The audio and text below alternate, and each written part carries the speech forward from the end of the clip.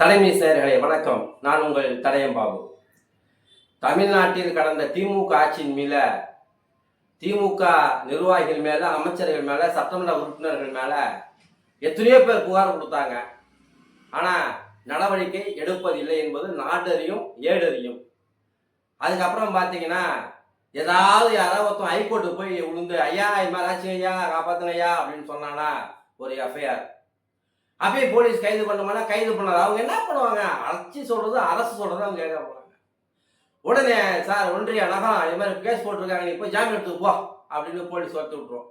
அவங்க போய் முன்ஜாமீன் எடுத்துட்டு வந்துருவாங்க. அப்புறம் முடிஞ்சு கூட அப்புறம் மேட்டிக்கு கேஸ் க்ளோஸ் பண்ணி விட்டுருவாங்க. அதே போலதான் எல்லா ஆட்சியிலுமே இப்ப நடந்துட்டு இருக்கு. ஆனா விஜய் சர்க்கார் தலைமையில தமிழக வெற்றி கழகத்தினுடைய ஆட்சியில எந்த கட்சிக்காரனாலும் நடவடிக்கை எடுப்பேன்னு அன்னைக்கு விஜய் சொன்னார். என் கட்சியாரெல்லாம் நடவடிக்கை எடுப்பேன் விஜய் சொன்னார். அதே போலதான் சொன்னாங்க. ஆட்சி 3 மாசம் ஆகுது, 2 60 நாள் ஆகுது, 30 நாள் ஆகுதுன்னாங்க. இந்த ஆட்சிக்கு அந்த 3 மாசம் முடியறதுக்குள்ள பாத்தீங்கன்னா டெய்லியும் ஒரு தமிழக வெற்றி கழகத்துக்காரனை கைது பண்ணிட்டே இருக்கிறாங்க போலீஸ். இது எதை காட்டுகிறது? இந்த ஆட்சி நேர்மையாக நடக்கிறது என்பதை காட்டுகிறது. டெய்லியும் போக்சோ வழக்கில் தமிழக வெற்றி கழகத்தினுடைய நிர்வாகி மீது புகார், உடனே கட்சி நீக்கும், வழக்கு பதிவு செய்யப்படும், சிறைக்கு போவாங்க. மாமூல் கேட்டு மிரட்டிய தாவேக நிர்வாகி மீது புகார், தலைமைக்கு போகும், கட்சி நீக்கும், போலீஸ் வழக்கு பதிவு செய்து கைது செய்து சிறைக்கு போடுவாங்க. தாவேக நிர்வாகி ஒரு பெண்ணிடத்தில் பாலியல் சிறையில் ஈடுபட்டார், கட்சி தலைமைக்கு புகார் போகும், நீக்குவாங்க, போலீஸ் சொன்ன எஃப்ஐஆர் போடும், ரிமாண்ட் பண்ணுவாங்க. இதை மாதிரி பார்த்தா அந்த ஆட்சிக்கு அந்த 3 மாசத்துல கிட்டத்தட்ட 30க்கும் மேற்பட்ட தமிழக வெற்றி கழகத்தினுடைய நிர்வாகிகளை கட்சியிலிருந்து நீக்கி கைது செய்த வரலாறு தமிழ்நாட்டிலேயே இதாங்க ஃபர்ஸ்ட்.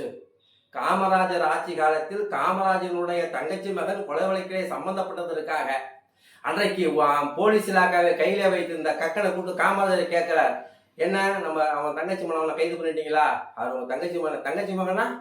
அப்ப எல்லாருமே கொலை சொல்லுமா அப்படின்ட்டு, சரி கவலைப்படாதீங்க, நான் போலீஸ் விட்டு கைது சொல்லிட்டு போய் ஜெயிலில் இருக்கான் அப்படின்னு சொன்ன காமராஜர் காலத்தில் நடைபெற்ற சம்பவத்தை போல இன்னைக்கு விஜயனுடைய தலைமையிலான தமிழக வெற்றி கழகத்தினுடைய அரசாங்கத்தில் தமிழக வெற்றி கழகத்திலே எவன் நடந்தா தப்பு பண்ணாலும் நடவடிக்கை உறுதி, கட்சி விட்டு நீக்குவேன், நடவடிக்கை எடுப்பேன், ஜெயிலில் போடுவேன்னு சொன்ன ஜோசப் விஜய் சொன்னதை செஞ்சுட்டு இருக்கிறாரு. தமிழக வெற்றி கழக ஆட்சியில தான் சட்டம் தன் கடமையை செய்கிறது, ஆட்சி மாறுகிறது, ஆனால் இங்க காட்சியும் மாறி இருக்கிறது. இதே வேற ஒரு கட்சியா இருந்தா, கட்சி நாடு செஞ்சிருந்தா நீக்கிருப்பாங்க, கட்சி விட்டு நீக்கவே மாட்டாங்க. உடனே எல்லா இடத்துல இருந்தும் ப்ரெஷர் போ, நீக்காதீங்க அப்படின்ட்டு நீக்க மாட்டாங்க. ஆனா விஜய் சர்க்கார் எவன்னா போக்சோ வழக்கா நீக்கு, ரிமாண்ட் பண்ணு, கட்ட பஞ்சாயத்தா போக்சோ வழக்கா நீக்கு, ரிமாண்ட் பண்ணு, மாமூல் கட்டி மிரட்டுறானா நீக்கு, ரிமாண்ட் பண்ணு. போலீஸை சுதந்திரமாக விஜய் செயல்பட்ட விட்டதுனாலதான் இன்னைக்கு தமிழ்நாடு முழுக்க தமிழக வெற்றி கழகத்தினுடைய ஆட்சியில் போலீஸ் இலாக்காவை கையிலே வைத்திருக்கக்கூடிய விஜயனுடைய கட்சியை சேர்ந்த நிர்வாகிகள் இன்றைக்கு நீக்கப்பட்டு கைது செய்யப்படக்கூடிய சம்பவம் காமராஜர் ஆட்சி காலத்திற்கு பிறகு இன்றைக்கு விஜய் ஆட்சி காலத்தில் நடக்கிறது.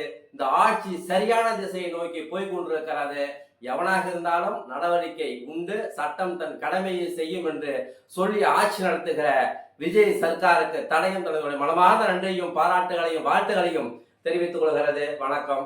இதெல்லாம் பார்த்துட்டு சில ஊபிஸ் கமெண்ட்ஸ் போடுவாங்க, நாங்கள் பதிலுக்கு போடுறோம். வாங்க சந்திப்போம்.